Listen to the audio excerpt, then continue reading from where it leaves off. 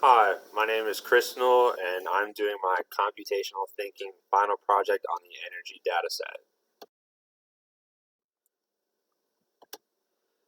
The data is taken from the Energy Library's data system. It is based off the years 1949 to 2012, which is one of the limitations that we'll talk about later.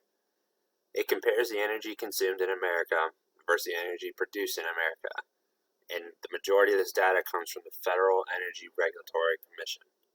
This is fair. While I was working with this data set, I was able to work on a code for one question, which is, how does the energy consumed compare to the energy produced? By answering this question, we can see just how much of a gap there is between production and consumption in America.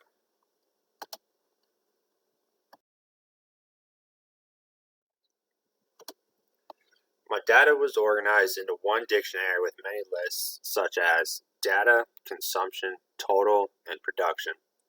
Each list ended in float, which means that each number ended in a decimal. This was a relatively simple data map to construct compared to the other ones that we had created in this class.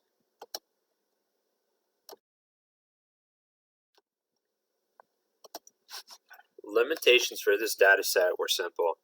The data was limited from 1949 to 2012, which means that there will be a chunk of data missing, and it does not accurately show the gap between production and consumption that exists today.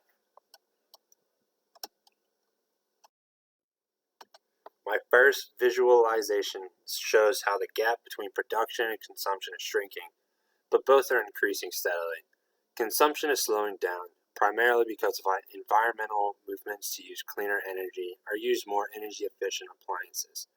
Production is increasing to meet the demands of consumption, and also to deal with an increasing population that consumes large amounts of energy per person. We are also able to produce more energy in an efficient manner due to improved technologies and cleaner energy methods such as solar and wind. My second visualization shows the gap between consumption and production, but also the gap between importing energy and exporting energy in the United States. The United States imports energy in order to meet the demands that we face every day. We are not able to sustain our consumption with our own methods, so we import energy to allow us to continue producing. Things that we import are coal, oil, and natural gas.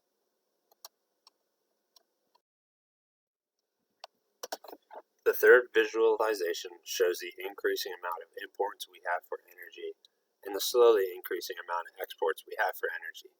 This just further shows that we rely on the rest of the world to provide the energy we need to function as a country.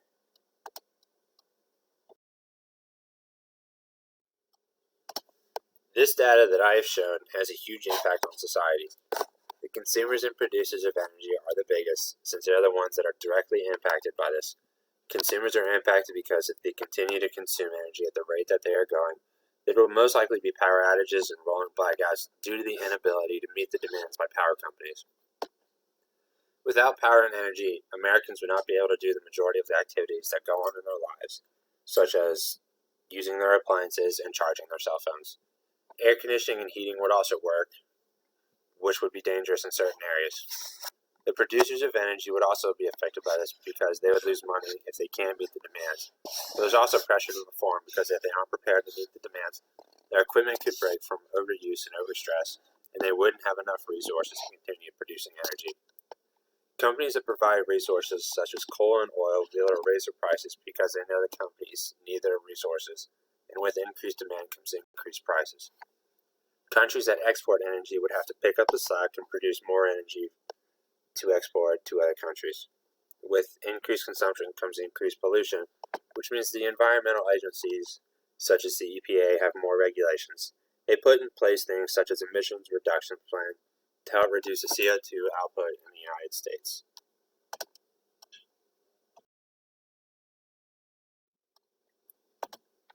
My abstractions for this dataset were energy consumption and production, type of energy, year recorded, and source of energy.